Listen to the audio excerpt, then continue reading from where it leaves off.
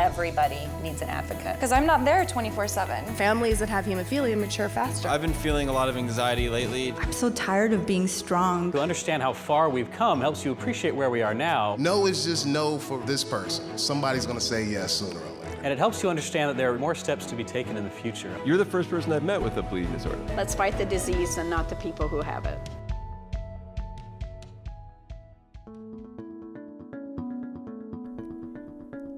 This episode of the Powering Through podcast is brought to you by NCHS, National Cornerstone Healthcare Services, a subsidiary of NCHS Holdings. NCHS is a full-service healthcare organization which, through its affiliates, includes an accredited specialty pharmacy founded to serve people with hemophilia and other blood disorders and to optimize patient quality of life by providing personalized healthcare services in addition to pharmacy services. NCHS makes independence the goal for people living with chronic disorders. They believe the home or an alternate non-clinical setting is the best place to receive treatments, which is why they do much more than just fill prescriptions. Patients of NCHS can also expect medication therapy management, coordination of nursing services, and much more, including translation services for non-English speakers. Learn more about NCHS services and the team who provides them by visiting nchswecare.com.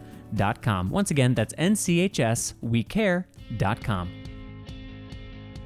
Hello and welcome to the Powering Through podcast, featuring panel conversations on obstacles, challenges, and what it takes to overcome, held for the benefit of the bleeding disorders community. The Powering Through podcast is sponsored by NCHS, produced by BloodStream Media, and I am your host, Heather Robb. You can subscribe to the Powering Through podcast on iTunes, Spotify, or wherever you listen to podcasts to have the most recent episode delivered directly to you. And visit poweringthrough.org to see videos, photos, and other podcast episodes from all of our Powering Through events. In this episode, we give a listen to our Powering Through event held during the Hemophilia Association of New York's Family Education Conference. Our participants were community members Linda Mugford, Liz Cedeno, and Chris Bombardier. And the host of the Powering Through panel is Patrick James Lynch. We start our conversation with Linda. Linda was diagnosed with type 1 diabetes in the early 70s and became the first diabetic on an insulin pump to deliver a baby. She talks about how she got involved in the bleeding disorders community and the importance of finding the right primary care physician. So let's take a listen to our Hemophilia Association of New York's Powering Through, starting with Linda Mugford. Why aren't we talking about hemophilia? What are we talking about instead?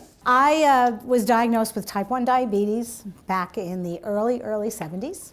I had no idea what I was involved with. All I knew was my mother was crying. And I was like, Mom, you want me to drive home? And she's like, you're 11. And I was like, well, someone's got to drive. And we get home, and all I kept hearing over the weekend before I was admitted into the hospital to, I guess, be evaluated, was that this was fatal. Because that's what it was back in the 70s. It was really not a good disease to have as a young child. And there were 2 other diabetics in school with me, because every once in a while we'd end up in the nurse's office and stuff. And I remember asking the nurse, where's, I think it was Michael and Jennifer. They died. Went to college, educated myself, and the doctor I worked with came into my office and he gave me a piece of paper. And he said, call this guy. I said, why? He says, they have the pump. I was working, so I had to leave work a little bit early, and I had this appointment to go to this hospital in I don't even know if it was Queens or it wasn't Manhattan. And I get a phone call from this salesperson. He's like, where are you? And I said, well, I'm still in Seaford working. And he's like, well, I'm at the hospital. He said, I can't wait. And I was like, what do you mean? He goes, you're supposed to be here. And I was like, no. So I met him in the parking lot of Levitt's Furniture in Garden City. And I sat in his seat, and he gave me this box with the pump, and he showed me how to use it, and showed me how to fill it, and this and that, and I gave him $1,000. And I always look back at that, and I say, God, if a cop had ever pulled up, just like every other clinical experience any of us have ever had, right? And then you show up in a Levitt's, and you pay a guy in cash in a car for a thing. And I got the box. 33 years ago, I was the first diabetic on the insulin pump to deliver a baby, connected to the pump, and I nursed. They never would let insulin-dependent diabetics nurse because it would mess up your sugars. But the amazing thing is that my son was born at 4.5 pounds, perfect. You have to be responsible. You never want to be in a situation where it's out of your control. Now going to my endocrinologist, because it's been close to 50 years, but I'll say, why am I experiencing this and what's it from? And he's like, we don't see diabetics as old as you, as long as you. Most diabetics went on the pump back in those days because they were having complications. They already were going through kidney failure and strokes, and they wanted to try and, see if they could recoup something. And I was one of the first to go on it, totally healthy, no complications. I've got my pump and my little box, and I'm just still amazed sometimes when I walk around and I say, wow, this thing's attached. So when I go to a doctor, especially if it's a new doctor, and they go, there's something you can do other than the pump. We can change your medicine. And the first pump, I laugh when I think about it. I wish, we think about medical and devices and, how far you've come. When you think about it, you cryoprecipitate, and then factor, and the volumes of infusion, and just even being able to use butterflies, how much your life has gotten easier. The first pump was this big. And I wore it 24/7. And it was funny because, families would say, what do you got in there? Scotch, So you were like, good idea. Yeah, I thought of it. How would you, this is just purely on a functional level, something the size of like a VHS tape, would that be appropriate? Like, how would you wear that? Like, I used to I wore blazers, and I would cut holes in them and I'd slide it in, and when I was going out, getting dressed up, luckily maxi dresses were in style, I used to take this tape that hockey players used to use to tape their legs so that the tape that they actually used wouldn't stick to the hair on their legs. Okay. And a couple of my friends were hockey players, and I would tape my pump here, and if I went out to dinner or something, I'd hitch the dress up and find the controls and take my dose. I was intrigued when we talked before this. When I asked you, how do you think your management of a chronic disorder throughout your life has helped you connect with this community, your first response was, I think this community has actually done a lot to help me. Yeah. Can you speak to that? When I started with bleeding disorders, it was 2001. I started doing more outreach and programs and insurance meetings and meeting new families, and I worked at the blood center and did a lot of insurance. I took the dog and pony show literally to the executive directors and the PharmD managers of the bigger insurance companies and explained to them how factor is not administered like insulin and it's not a temporary condition. And it opened my eyes to a different type of management that did involve. But I think because of my experience, maybe there was a connection, but in seeing how these parents, and I'll be blunt, some are helicopter parents and some are nurturing, and I'm not saying helicopter is bad, but and some are just like trying to get their children to the point of independence and having ownership of who they are. And in seeing a lot of these families, and even talking to not even the families, but talking to the individuals that have gone through life, some of the older adults, you've gone through life with this condition that maybe you don't want to tell people about. And sometimes it's good to tell people about it. It's good to share that. Never when you're going on a job interview, though. Definitely, don't share that. But it helped me to really say, I'm working, I'm doing this, but I have to take care of myself, because what kind of model would that set? Because we keep saying, you have to take care of yourself. You have to make sure to, take your infusions, exercise, some terrible role model for that. But definitely take the tools that we're hopefully giving you and use them to make sure that you live to be old, crotchety people. You had made a point when we were talking about, is there anything we haven't discussed in our pre-interview that feels particularly important? You had brought something up about primary care physicians. What are your thoughts with regards to PCPs? I love doctors. I love the doctors that I've worked with. And the funny thing is that when something goes wrong, these doctors really aren't the doctors to take care of you. And you have to have a primary care physician, because they're going to put all the pieces together. They're going to do the detective work that you need, because unfortunately, having a chronic disease doesn't bar you from something that possibly could be worse or just could be an inconvenience. That would be my mantra, to really make sure that you guys follow through with all those other checkups. And of course, come to education conferences like this so you learn a lot.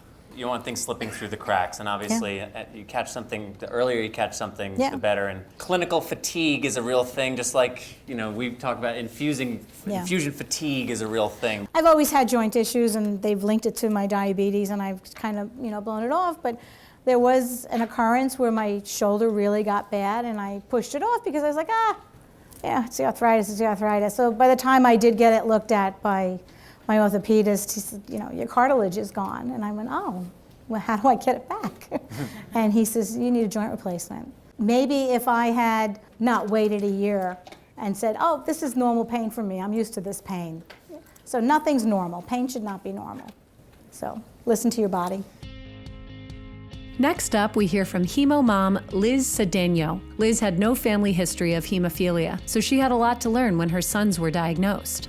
The family had a lot of difficulty with her son's inhibitor, and she shares a harrowing story of one of his surgeries. Let's jump back in and hear from Liz. Can you just give us the bird's eye view of your family's experience with hemophilia thus far? Okay, well, first and foremost, I'm a mother of 3, like many here. Secondly, I have 3 children, but 2 boys with severe hemophilia A, and my youngest has active inhibitors. As you can imagine, there are many challenges there, but like most, everyone has a story. But my story comes about where you get married, you start having children, you don't suspect it. We have no family history. So I have a daughter, and then I have a son, and my oldest son goes undiagnosed for 2 years until my youngest is born.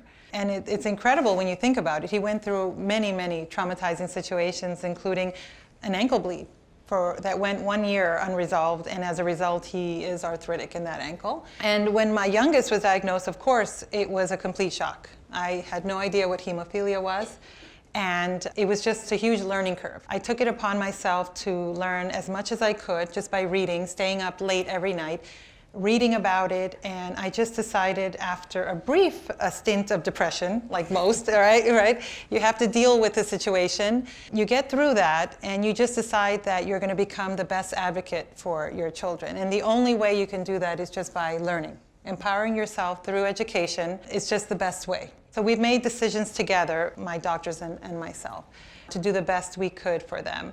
But it's difficult living with an inhibitor. And when did the inhibitor present for us? And your children are 11 and 9? Yes, right? The boys are 11 and 9. Milo here, when did the inhibitor first present?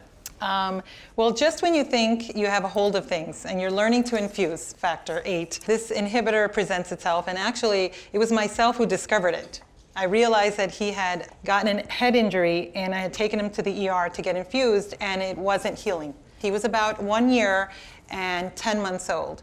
And I said, please, can you test him for inhibitors, because I don't believe this factor is working, it's not resolving. And they did so, and within hours I had the results, and again, it was traumatizing. And you just start to receive immune tolerance and to do the best you can there. We did many years of that, and we're doing the best we can right now. I want to underscore that you were the one to suggest that he may have inhibitors, and I think that says a lot about the importance, to your point about events like these and education and staying current, being aware not just of the things you know you're managing, but of the other things that could be happening to your body, hemophilia related or otherwise. Right. What have the differences been in kind of managing the 2 boys, given that with an inhibitor, as we know, the diagnosis, it's almost like a whole other diagnosis. It is. It's very different, actually, and because I have both situations, I can say it's very different. My oldest son, infuses prophylactically 3 times a week. He does bleed every now and then, but it is rare, thankfully.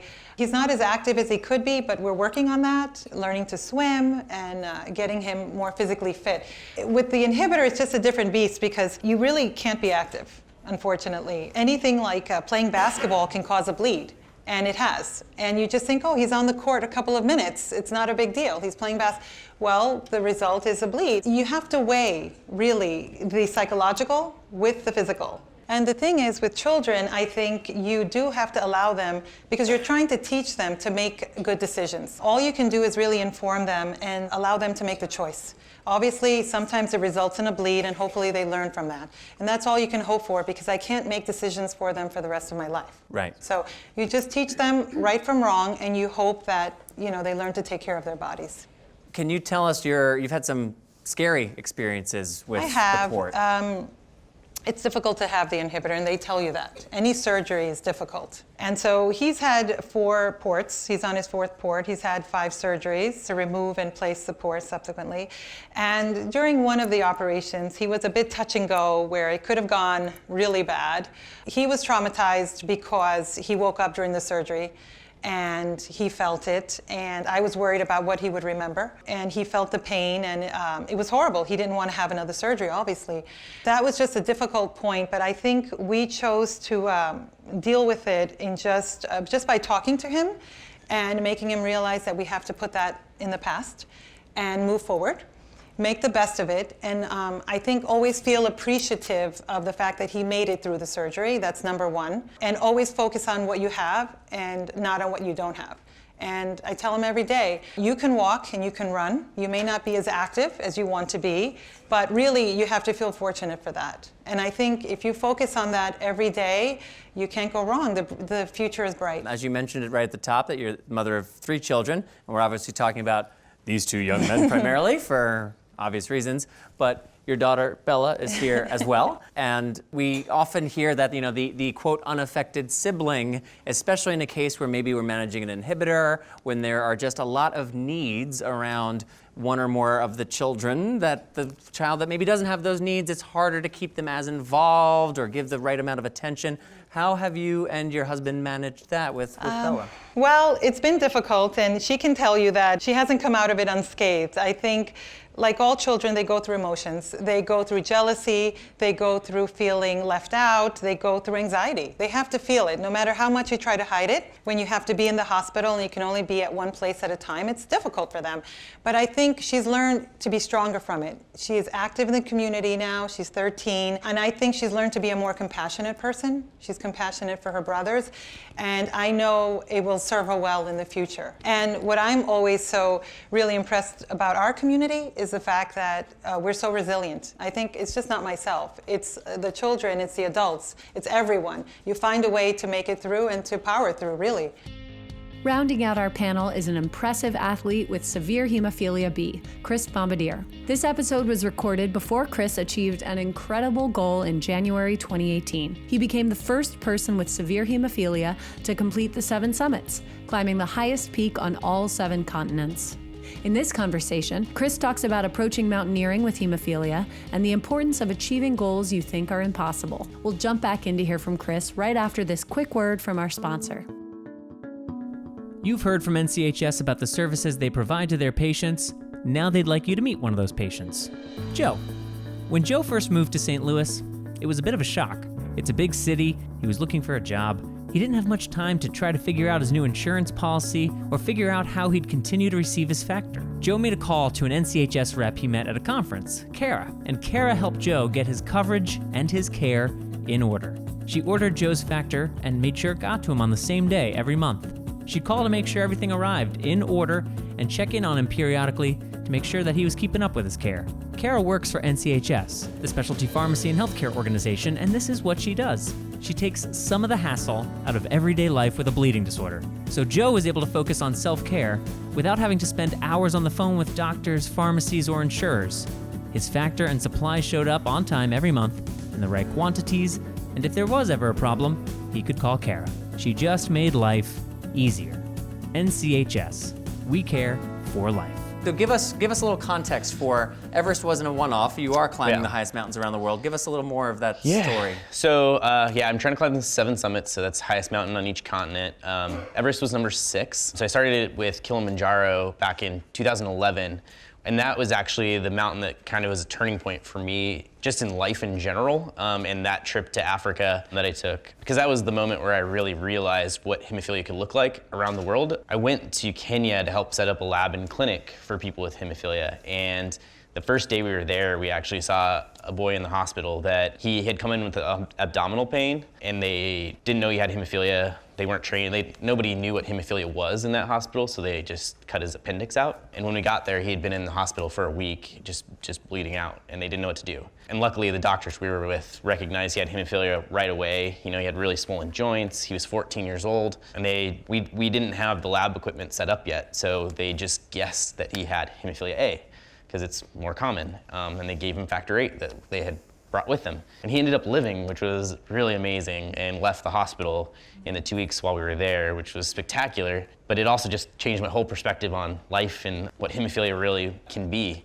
But that's when I decided that I wanted to make this about something bigger and bringing awareness to hemophilia globally, but just hemophilia in general. But you're also doing something right now, and you're in school for it, to continue your mission, so to speak. Can you speak to that a little bit? So I think that moment in Kenya, that really put some perspective on my life. And since that moment, I've just been trying to figure out ways that I can do more to help people with health disparities, mainly hemophilia around the world. So a year and a half ago, I applied for a master's program. So I'm getting a master's in global health, just over a third of the way done, which is awesome. Can you talk a little bit about that relationship with your clinicians to enable you to play baseball in high school and then in college? Baseball was something I was obsessed with. It's kind of like how I'm obsessed with mountaineering now. It was something that consumed like every thought of every day. I was pretty fortunate. I didn't have a ton of bleeds when I was young, but as baseball started getting more competitive, the ball starts coming faster, and if you're gonna get hit by a pitch, it's gonna be a bleed. So I started having lots and lots of bleeds,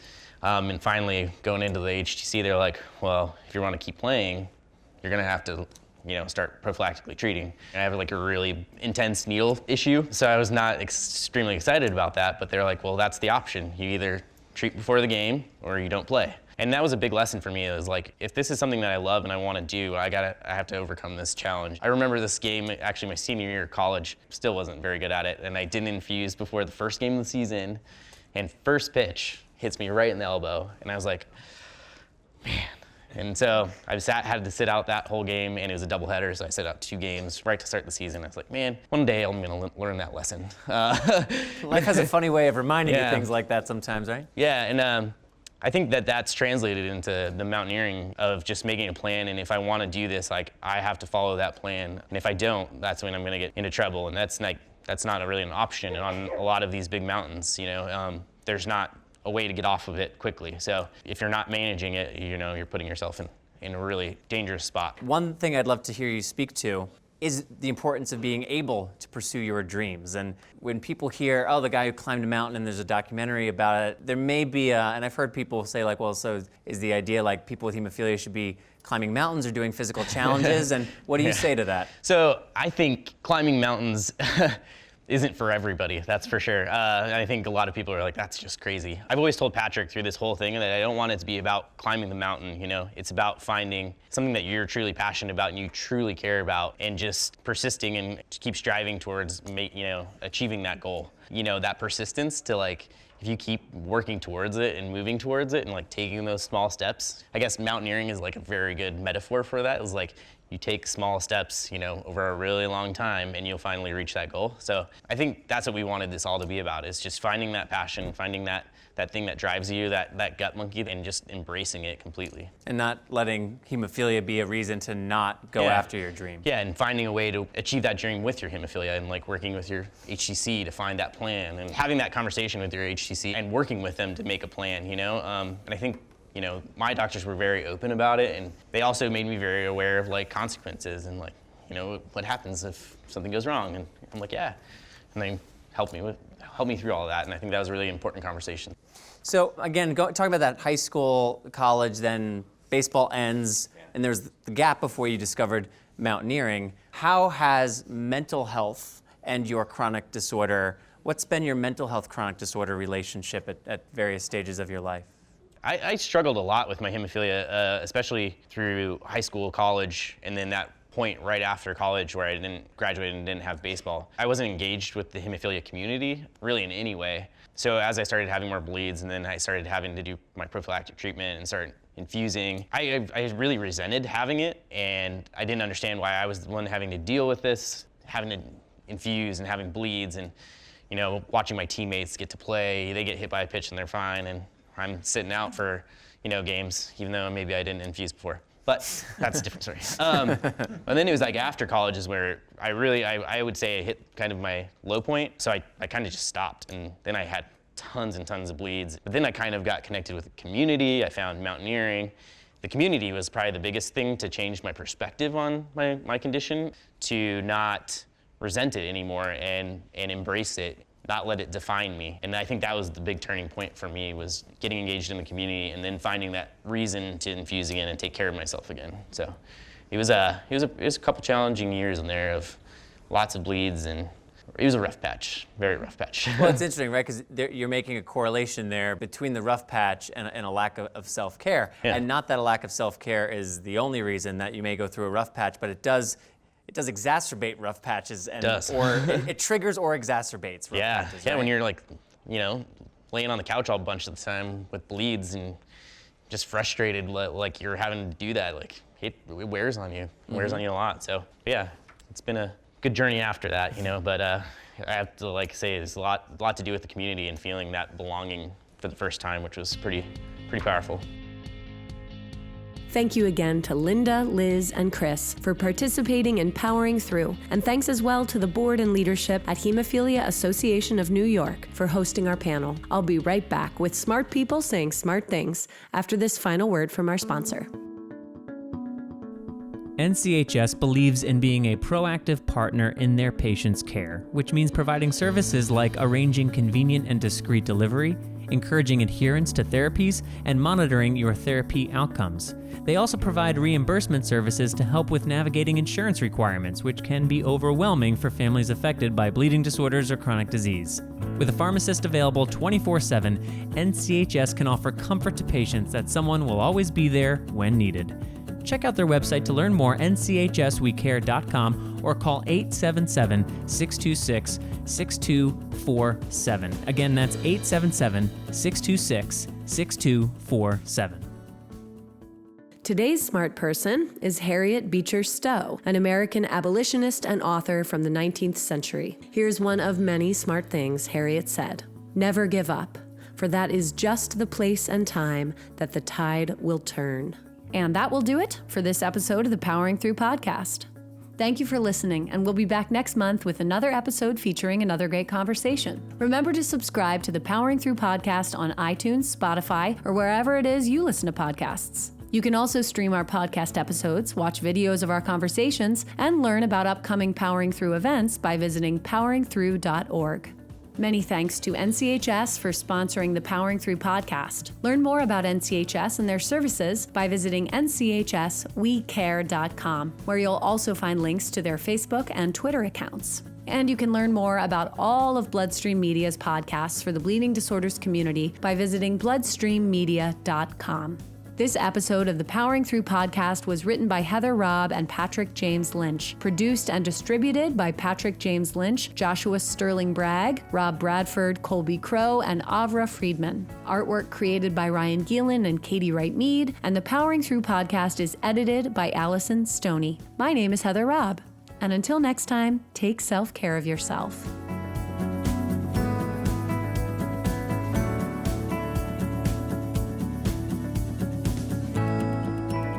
To watch video from any of our previous Powering Through sessions, visit poweringthrough.org, or to learn more about National Cornerstone Healthcare Services, NCHS, visit nchswecare.com.